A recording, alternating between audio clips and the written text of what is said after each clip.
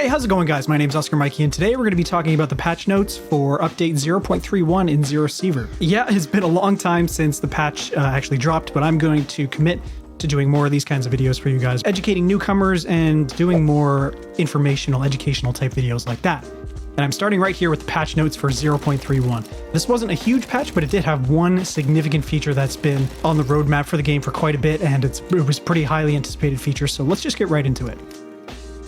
First off, there was a save wipe with 0.31, so any of the progress, any of the games you've been playing, all your save files from the previous build were wiped because of some back-end stuff, some coding stuff that I'm not qualified to speak on, but you did have the ability to change the version of the game and go back to the previous build and continue your saves if you wanted.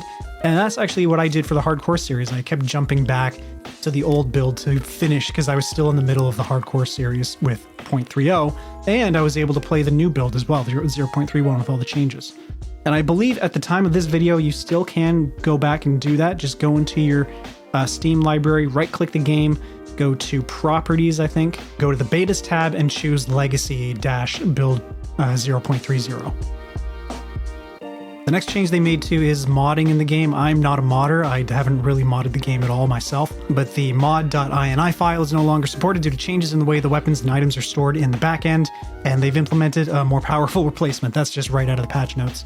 I'm not going to pretend to know what all this is about. I'm not really into the modding scene at all, so those of you guys who are modders, tell me what your experience has been like in the comments. Next change, this is actually a pretty significant feature. They implemented cloud saves in the game. This wasn't in the game before. Now, when you start a playthrough on one computer and then you go to another one and you log into your Steam account, you should be able to see that playthrough on your other computer and be able to continue it and play it through from both computers. And they say specifically in the patch notes, cloud save is now enabled for Sievert, which means you can now sync your save data across multiple platforms. However, please note that if you are in the middle of a raid on one platform and start another session on another platform, your raid progress won't be saved. That's obvious. You can't. There's no like mid-raid saving. That's not a thing in Sievert. There is also an option to delete cloud saves, and there is a little note in here saying use this function with caution, as it will permanently delete all your save files. So just be careful with that.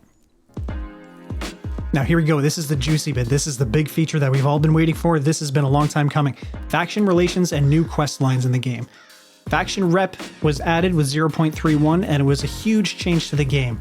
And also the reorganizing of quests changed a lot about it too. And these are the notes. You can now join the Green Army or the Crimson Corporation once you grow your reputation among the factions.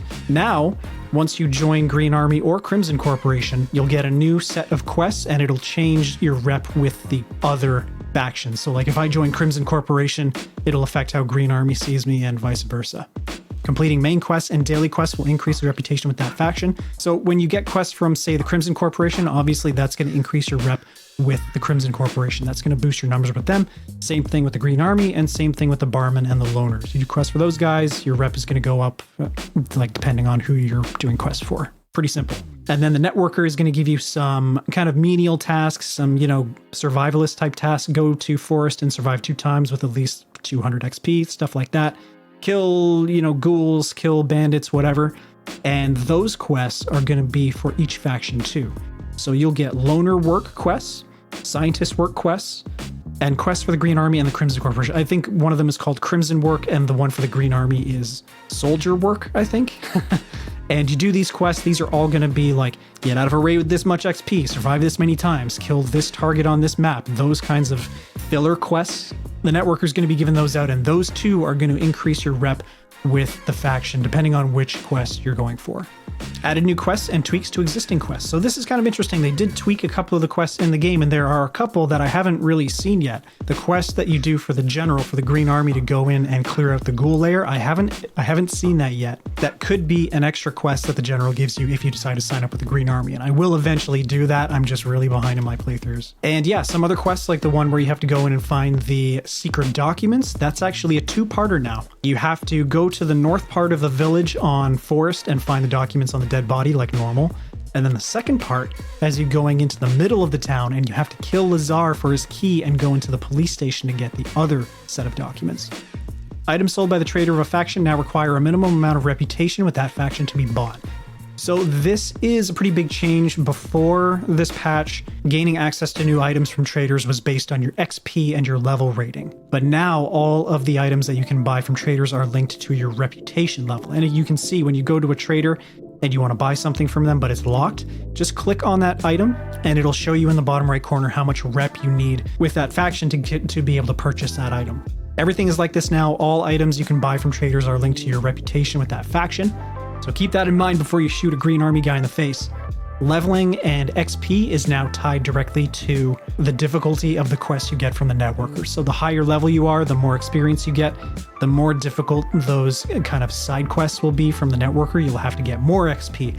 You'll have to kill more bandits, get more money out of a raid, stuff like that. It'll keep increasing the higher level you get. This next one I kind of touched on a little bit earlier. Members of either the Green Army or the Crimson Corporation will have access to exclusive quests as part of the chosen faction.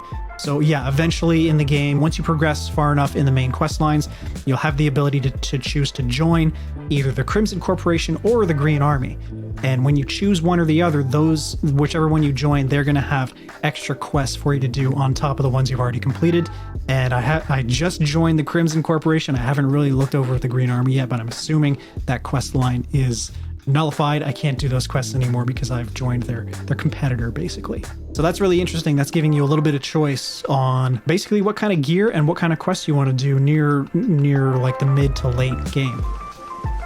Each faction will have their own daily quests, including loner and scientist factions, so I touched on this before too. These are the ones you're going to get from the networker, side quests, dailies, whatever you want to call them. And obviously with the implementation of rep, there's not just ways to increase your rep, but there's also ways to decrease your rep. Obviously, if you attack a member of the Green Army or Crimson or, whoever, whatever faction it is, if you see them in raid and you attack them, you'll get 2 points of rep reduction for a kill and 1 point of rep reduction for the first bullet you fire at them. And then the rest of it is just kind of quality of life and performance based things. The game will pause now once you tab out. Lots of performance improvements, loading games are better, multiple memory leaks have been sealed up, total memory usage is reduced, that's great, and a bunch of bug fixes. So after patch 0.31 came out, this patch was insanely buggy. There were a lot of problems with it, and there were a lot of other hot fixes and like minor patches that were pushed out to solve a lot of these problems. I'm not going to go over everything that was fixed and patched because there were a lot of hot fixes. This is the buggiest patch that's come out for the game, I think ever. But they did eventually put out another patch that made some significant overhauls to the way rep works and how you start off in the game. And that came out with patch 0.31.33. And I'm going to read you the notes for this one too. For balance changes, the reputation gains from daily quests have been significantly increased. So I kind of felt this on like the V1, like version 1 of rep when it was implemented with 0.31. Rep gains from the networker tasks were not like always the best. They were pretty small gains. So apparently these have been significantly increased. And this is a big one. Starting reputations for both Crimson Corporation and the Green Army factions have been adjusted. Players will now begin with a cautious relationship status with these factions, a shift from the previously hostile status. So this is huge.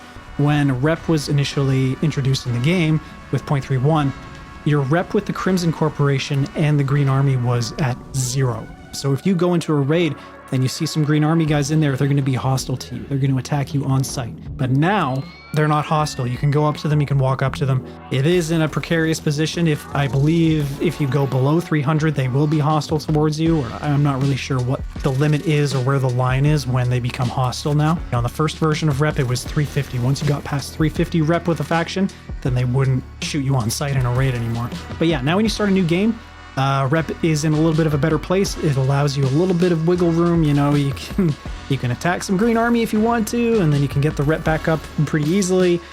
Dailies are going to give you more rep when you finish them, so you're not starting out in such a bad place anymore. And it didn't really make sense with the whole, I don't know what to say, I don't know what to call it, plot of the game, because you're living in the bunker with the Green Army, right? But then you they're all cool with you in the bunker and you can trade with them and everything, but then you go into raid and then they light you up as soon as they see you. It didn't really make sense. So I'm kind of glad they changed that.